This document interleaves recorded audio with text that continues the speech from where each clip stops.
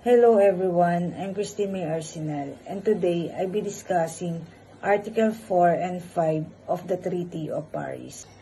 Let's begin with Article 4. U.S. assumes obligations related to prisoners of war. This article outlines the United States' responsibilities when war is present, whether directly or indirectly affecting the country. In times of conflicts, the U.S. assumes obligations that go behind mere military concerns.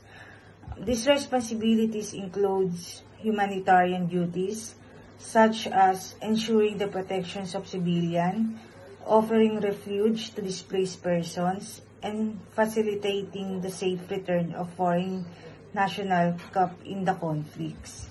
The United States is not just a passive observer, but actively engaged in peacekeeping effort, often mediating between conflicting parties. Through Article 4, the U.S. pledged those affected are treated with care and respect.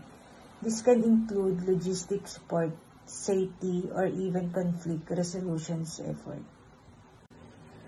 Article 5, Transport at U.S. expense. Article 5 focuses on more specific responsibility, transporting Spanish soldiers back to Spain at the United States expense.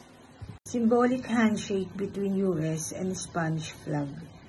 This provision is not just a matter of military logistics, reflects the U.S. diplomatic role and its commitment to fostering international cooperation and goodwill.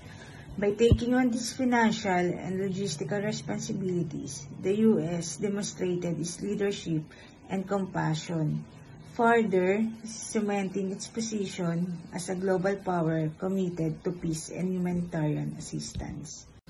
So what do this article means? Article 4 and 5 highlight the United States' evolving role as a leader in both peacekeeping and humanitarian aid, by assuming responsibility for war-related obligations and aiding in the safe return of foreign soldiers. The U.S. not only strengthens its diplomatic ties with countries like Spain, but also its reputations in stabilizing force on the world stage.